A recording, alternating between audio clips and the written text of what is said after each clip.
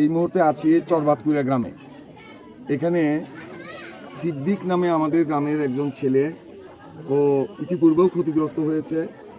বর্তমানেও আমি সকালে খবর পেয়েছি যে গত রাত্রে ওর মিলে কে বা কারা যেন গোপনে আগুন লাগিয়ে দিয়েছে। ওর পুকুরেও হয়তো বিষ প্রয়োগ করেছে, মাছ মরে ভেসে উঠেছে। এটা কে ঘটিয়েছে তার সুষ্ঠু একটা বিচার হওয়া দরকার, কঠিন শাস্তির আওতায় আনা দরকার। আমরা চাই আইনতভাবে দোষী যে তার ব্যাপারে যেন ব্যবস্থা হয়।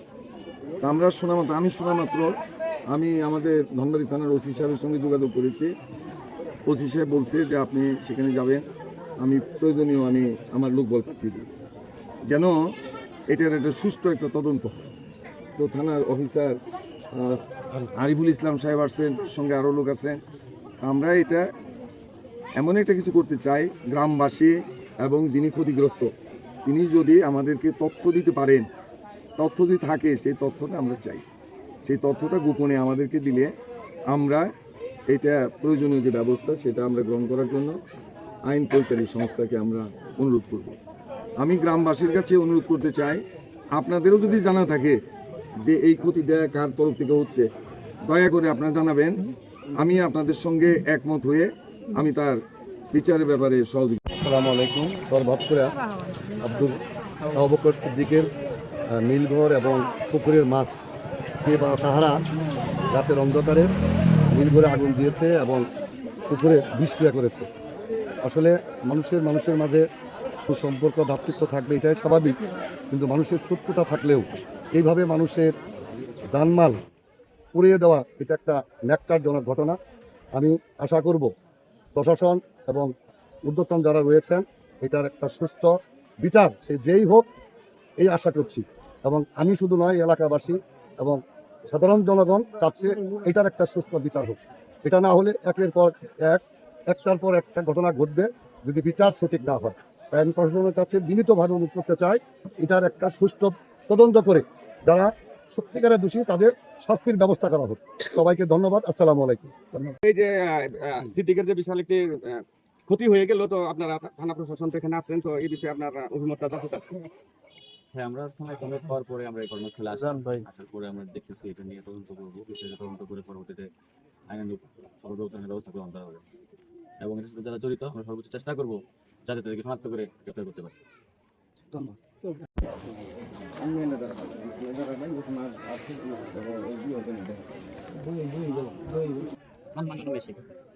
ভাঙানো মেশিন ওইটা রাত্রে মানুষের ডাহারে এবার আমার দেখা ফেলছে, যে মিলে করে পরে আগুন পরে মানুষজন হেরে বাল্টি দিয়ে ঝাঁপ দিয়ে যাবে পাশে মোটামুটি আগুন নিয়ন্ত্রণ আনার পরে ফায়ার সার্ভিস আসে। ফায়ার সার্ভিস সাথে পুরো আর কিছু নাই, সব পুরো শেষ। তো ফায়ার সার্ভিস আমার বললো ক্ষয়ক্ষতির পরিমাণ জিজ্ঞেস করে, আমি ওই মতো কিছু বলতে পারিনি, বলিও না। ক্ষয়ক্ষতির পরিমাণ কিরকম আপনারা? ক্ষয়ক্ষতির পরিমাণ পাবলিকে কিছু ধান ছিল 20-25 বস্তা মতন ধান ছিল। গ্রাহকের আমার নিজস্ব 2 বস্তা 1 বস্তা 1.5 বস্তা ভুট্টা ছিল, চাউল ছিল, এগুলো ছিল পাবলিকের ওগুলো ক্ষতি। আর আমার নিজস্ব ক্ষতি বলতে মরার ভোট, তাতে আমার মনে হয় 4-5 লাখ টাকা ওইখানে আমার নিজে বর্ষা বেশি হবো, 7 লাখ বর্ষা বেশি। পুকুরের মাছের তারপরে পাশাপাশি ওইটা আগুন নির্মাণের পরে বাড়ির মধ্যে যখন যাওয়া হয়েছি তখন আবার লাইট মাছি দিয়ে পুকুরের মধ্যে মাছ এইভাবে লটকাছে, পরে দিয়ে পুকুরের মাছও মরে গেছে। তখন কেমন হলো যে আমরা এই পাবলিক আবার পুকুরে নামবে সকাল নাই না এই মাছগুলো তুলছে, এগুলো ক্ষয়ক্ষতি করছে। এই যে এত বড় একটা ক্ষয়ক্ষতি হলো, আপনি আইনানুগ ব্যবস্থা গ্রহণ করবেন? আইনানুগ ব্যবস্থা বলতে এখন তো ব্যবস্থা আমার যদি এলাকাবাসী নিবার কয় তাহলে আমি নিব। যেমন এখনকার তো সরকার হলো বিএনপি, যদি তারা যদি আমার মতামত দেয়, সাহস দেয় যে তোমার ক্ষতি হয়েছে তুমি মামলা করো, তাহলে আমি আইনগত ব্যবস্থা নেব। তারা মতামত না দেয় তাহলে আমি মতামত করে লাভ হবো না, কারণ আমার একটা দোষ আছে, আমার একটা খুঁত আছে, সেটা হলো আমি আওয়ামী লীগ করি। আমার খুঁত আছে, এটি বড় অপরাধ। ক্ষতিটা তো আপনার হয়েছে, আসলে ক্ষতি তো এর আগে আমার হয়েছে। এই যে এখানে এই যে পাশে সাইডে আমার একটা গাড়ি ছিল, মাহেন্দ্রা গাড়ি সোনালিকা, 22 লক্ষ টাকার আমার গাড়ি, এটা পুরা দিছে। সেটা 22 লক্ষ টাকার গাড়ি 8 লক্ষ টাকা বেচলাম এই যে এক বছর আগে। প্রশাসনের কাছে শুধু সুস্থ তদন্ত করে যদি তারা আইনগত ব্যবস্থা করে দেয়, আমি প্রশাসন না খালি আমাদের যে ধনবাড়ি থানার এমপি আছে ভুবন ভগী সাহেব, এবং কি তারও যে আছে সরকার আছে তারেক জিয়া, তাদের কাছে আমি আমার দাবি, কারণ এটা যে আমি এই সংসদে আমি নিজে বলতে পারি কিন্তু আমার লোকজন সব বুঝতে হয়েছে, আমি তার কাছে আমার আকুল হবে তো এই ক্ষয়ক্ষতি আমি সুস্থ বিচার চাই, তাছাড়া আমি কিছু করতে পারবো না। আমি আর প্রধানমন্ত্রীর কাছ থেকে আমি বিচার চাই তদন্ত করে, আমার অন্যায় কিছু আমি করবো করি, আমার যা ক্ষয়ক্ষতি হয়েছে আমি এটা বিচারছি, আমি কার কাছে আর দাবি করতে পারবো না। কিন্তু আমার একটা কর্ম ছিল, আমি এটি আমার রিজিক, এই পুকুরটা আবাদ করি, আমার মিলটা চালাই খাই। মিলটা প্রতিদিন 7-8 হাজার টাকা 10,000 টাকা প্রতিদিন কাম করছি, এখন আমার হিরা বন্ধ হয়ে গেল, আমাদের হিরাও ক্ষয়ক্ষতি হলো। এখন আমার জামিন নিরাপত্তা নাই, এখন কখন যে আমার থাকার ঘরে আগুন ধরাই দিব না তার তো কোনো গ্যারান্টি নেই। এখন নিয়ত করছি যদি এলাকায় না থাকতে পারি, 1 দিন পরে আমি গোবলা নিয়ে আমি ঢাকায় চলে যাবো। ওই যে খুদ আমার একটাই, আমলিক করি আমি, তাছাড়া তো আমার কোনো খুঁত নেই। এমন কোনো লোকে বলতে পারবো না এলাকার মধ্যে, সকল লোক আছে জিজ্ঞেস করলে দেখেন আমি কাগজ 10 টাকা আমি রেখেছি না। আচ্ছা, আপনারা কখন জানতে পারছেন যে এই যে এত বড় একটা ক্ষতি হলো? আমি ফজরের পর জানছি। 4টার সময় জানছেন? আচ্ছা, তো আসলে কেউ দেখে নাই কেমন কি হয়েছে, কেউ তো ওটা দেখে নাই। না জেলে চলতে ধরো ওই ব্যক্তি এখন আপনার অভিমতটা কি? ওই মতো না ধরে ফেলে ওই মত কি কমাল আলাতিন মেশি গন্ধ বা আমি বললাম যে এই যে ক্ষতিটা হইলো সেই বিষয়ে কত তৈল কত আজ বিল্লা করলো আজমিলা বললো সংসার গাড়ি মিলে ধ্বংস হইলো। মনে হয় পুকুরে গ্যাসটা যেটা দেওয়ার কাজ শেষ করে ওরা ওইটা থামবে। এবার কারো তা বলতে পারে হয়তো দুষ্কৃতি লোকেরা হয়তো পেট্রোল ছিটাই দেওয়া ওই মিল করে আগুন লাগাইছে। এই এলাকাবাসীর পক্ষ নেই বা আমার বাড়ির পক্ষ নেই, আমি কে বা কারা যারাই এই কাজ করুক না কেন, আমি সরকারের কাছে এবং প্রশাসনের কাছে করজোরে দাবি করি এই ধরনের অকারেন্স কাজ যারা করে তাদেরকে তদন্ত সাপেক্ষে বের করে আইনের আওতায় এনে দৃষ্টান্তমূলক শাস্তি দেওয়া হোক, যাতে পরবর্তীতে এই ধরনের কাজ আর কোথাও কোনো জায়গায় না হয় এবং একটা পরিবারের যেন কোনো এইভাবে ক্ষতিগ্রস্ত না হয়, কোনো পরিবার যেন আর নিঃস্ব না হয়।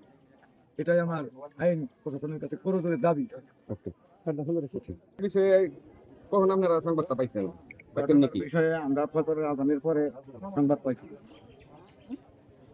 এই যে সিদ্দিকের যে এত বড় একটা ক্ষতি হলো সেই বিষয়ে কিছু বলুন আপনার অভিমতটা। এটা খালি সিদ্দিকের ক্ষতিও নাই, পুরা গ্রামের ক্ষতি হয়েছে। তারা বলবে যে এই ক্ষতিটা সিদ্দিকের হয়েছে, তাদের ভুল। কারণ এই ক্ষতিটা আমাদের হয়েছে, আমাদের গ্রামে হয়েছে, আমাদের গ্রামের সন্তানের হয়েছে। আমরা প্রশাসনের কাছে দৃষ্টান্তমূলক শাস্তি চাই, যারা এই দুষ্কৃতি কাজ করেছে তাদেরকে বের করে শাস্তি দেওয়া হোক।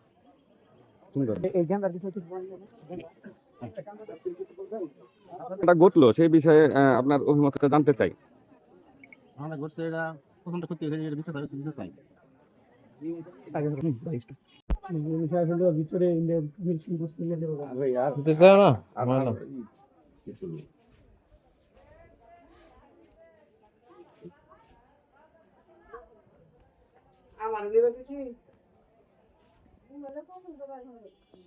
সামনে গেছিল